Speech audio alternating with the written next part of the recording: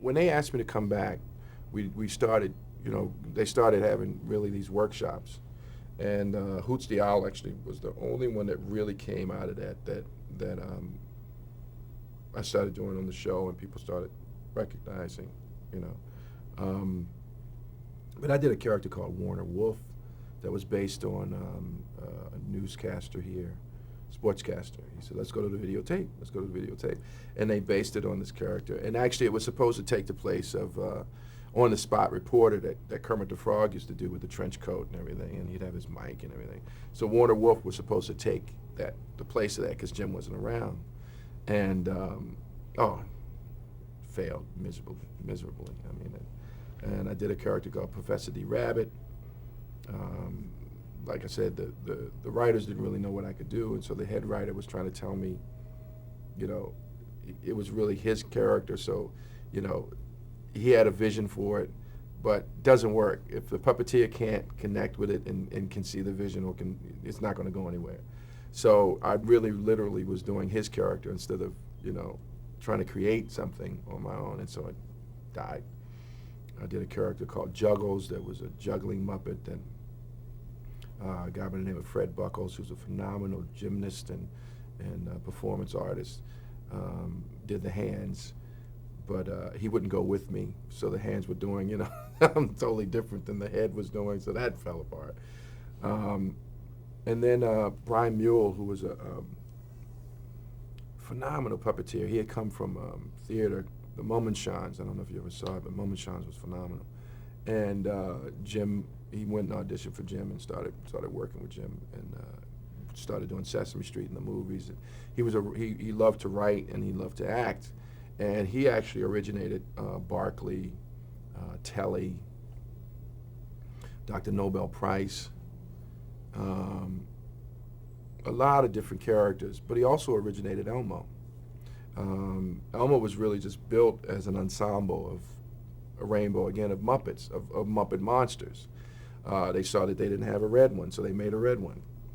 What happened is the writers saw the puppet and liked it and said, let's write something for it. And they gave it to Brian, and Brian came up with this really like whispery, raspy little voice. It was really sweet, and he did like a couple of bits for Sesame Street.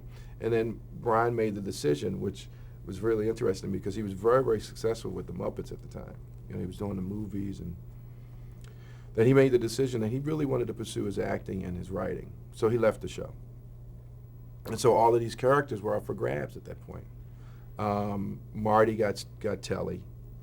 I started doing Dr. Nobel Price.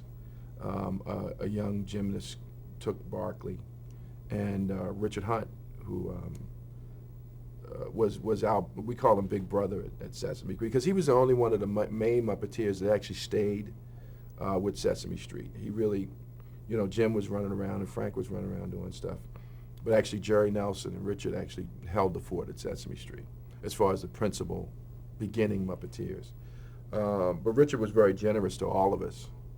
All of the young and up-and-coming puppeteers. He would always, hey, you want to do this? It was more because we all know Richard. Richard loved opera, and he partied a lot. So he would come in with a hangover, and he wouldn't want to do nothing, so he would just throw it to us. So Richard got it and started doing Elmo and hated it. Just hated it. Richard likes doing a lot more energy and hipper, older characters. And Elmo was just too young. The way they were writing him, and then Norman Stiles, who was the head writer at the time, would call over and and say, "What is he doing? What is he doing?" And Richard came into the Muppet green room one day, and I was the only puppeteer there, and he literally he held I can even show you how he held Elmo. This is how he held Elmo. He held him like that. He came into the room like that and held him like that. And he said, you know what, you got a voice for this? And I said, I'll try one. And he threw it to me. And I did, hello, how you doing? And he said, okay.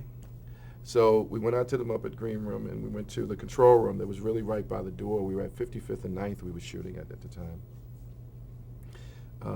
And Lisa Simon, who was the producer, He said, you know, Norman keeps calling over. I really don't want to do this character anymore. Kevin came up with a voice, you know. Is it fine? She said, I don't care. And that's how that's how it happened as far as this Little Red Monster.